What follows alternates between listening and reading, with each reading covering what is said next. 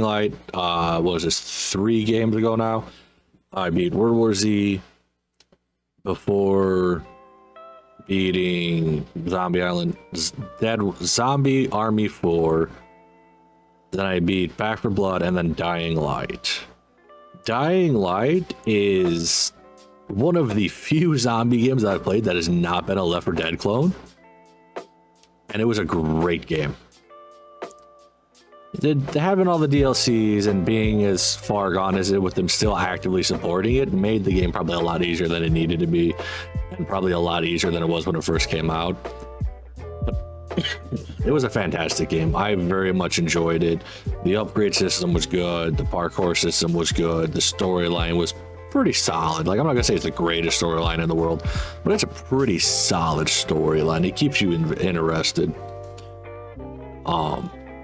I would like to go back to this one sometime and spend a little bit more time in there, because I did just go right through the campaign. I didn't do a bunch of I only did like 2 or 3 side missions throughout the whole game, and it's genuinely fun.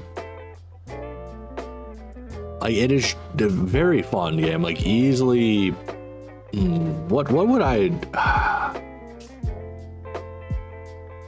This is rough because, like, it's almost, I would say, at like the Left 4 Dead 2 level. Like, I would put it at probably an 8. I wouldn't go 9 because I feel like there is some improvements that could have been made to it to make it just a little bit better.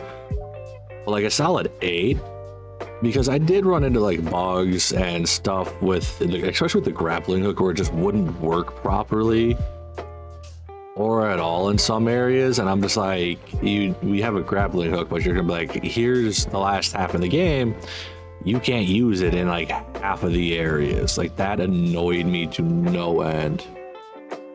The crafting system, with as late into the game's life cycle as it is, breaks the game completely. So, like, depending on how you look at it, if you want like a release experience, like, you just don't build the DLC weapons and you'll probably have a true experience with the game, which I still think would be very fun. I think it would be a lot more difficult on top of it. Being out with the craft gun super early is a little bit broken, but also weirdly necessary for some parts, because some things just don't die unless you shoot them,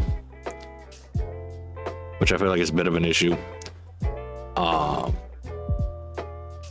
I like the parkour. I like the challenges they add. Like, it's a very fun game all around.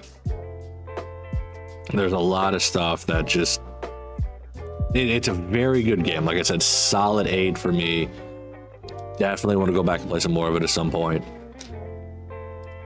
I also just realized that's fine, there's no background sound. Just not worried about it. It's very good. They could have, I think there's a couple of things they could have expanded on to make it a little bit better, but at the same time, it might have also ruined it.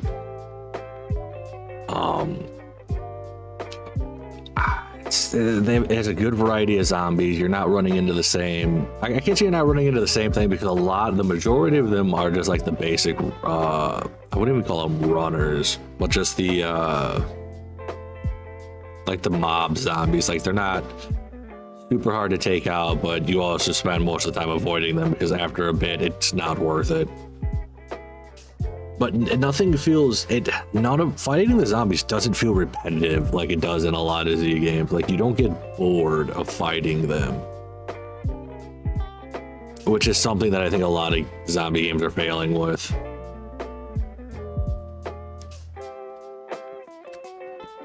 So we're gonna go ahead and hop on to the next one, which I think I could just skip farther down.